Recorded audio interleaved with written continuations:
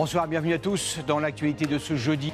Enfin, nous vous inviterons à participer à un formidable jeu de piste. Un trésor en or datant de 1903 a été caché quelque part en France. Des indices y ont été disséminés. Nous vous expliquerons les règles de cette course qui pourrait durer des années. Je vous propose à présent de vous immerger dans un autre genre d'aventure, mais très fascinante. Il s'agit de retrouver un trésor, un vrai trésor, un coffre en or offert par le roi d'Angleterre à un président de la République française, Émile Loubet. C'était au début du XXe siècle. Ce coffre est soigneusement caché quelque part. 5000 personnes se sont déjà inscrites pour tenter de le retrouver. Mais pour cela, il faudra résoudre de nombreuses énigmes et éviter quelque chose trappe. Nos Rouletabille, Quentin Fichet et Florian Legoïc sont sur les rangs. Peut-être êtes-vous passé devant, à 1 mètre, sans le savoir. Le coffret est enfoui quelque part, au pied d'un arbre, le long d'un chemin. Et Rachel compte bien le trouver. Si c'est nord direct, c'est là-bas, ça doit être là-bas. Depuis le lancement de la chasse au trésor, en avril, elle tente de décrypter une à une les devinettes. Pour chercher, on commence avec le livre. Des textes, des tableaux truffés d'indices. Nous avons la carte. Et ce carnet, censé l'aider dans sa quête. J'ai pris une petite routine où c'est la dernière chose que je fais avant d'aller au lit. Je regarde un peu une énigme ou je regarde la carte. Il y a une citation que c'est que pour les courageux. Donc c'est une... Et vous êtes courageuse? Oui.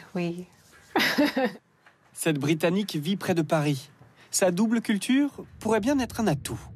Et pour cause, la clé du trésor a été coupée en 2. Une moitié enterrée au Royaume-Uni, l'autre en France. Si vous les trouvez et les assemblez, elles forment une clé d'or et d'onyx. Elle permet d'ouvrir ce coffre de verre blindé. À l'intérieur, le trésor de l'entente cordiale, un objet d'art unique estimé à 750 000 €. Le vainqueur repartira avec. En attendant, il sera exposé ici, dans ce château d'eau rénové, à Rochefort. Il symbolise l'entente cordiale entre la France et l'Angleterre.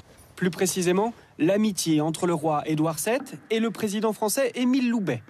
Nous sommes en 1903. C'était une visite d'État, c'était la première fois qu'un président de la République rendait visite au roi d'Angleterre. Il avait dîné à Buckingham la veille et il s'est fait offrir par le Lord Maire de Londres ce magnifique coffret d'or comme présent de la part d'Édouard VII. 1,4 kg d'or, filmé pour la première fois depuis sa confection il y a 118 ans. C'est un trésor totalement oublié de l'histoire pour la simple raison qu'il est resté en fait chez Émile Loubet, entre les mains de ses héritiers, puis qu'un beau jour, l'un de ses héritiers l'a vendu. C'est comme ça que l'objet a refait surface.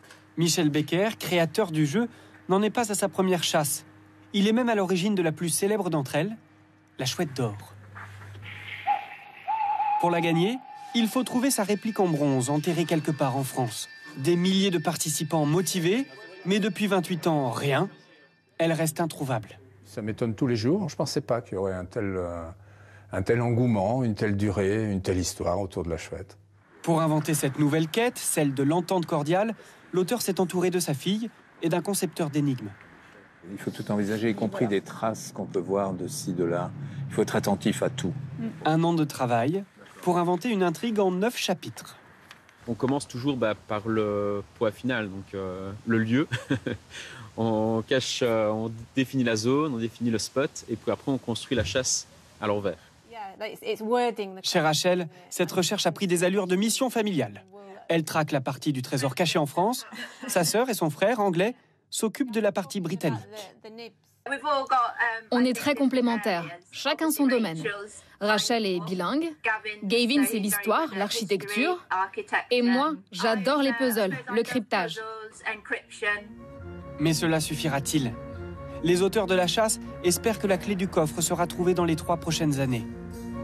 Cela dépend désormais de vous. Alors, motivé ? Oui, nous sommes très motivés et très patients, qui plus est. Excellente soirée à tous. Merci de votre fidélité. À lundi. Retrouvez toute l'info sur LCI, canal 26.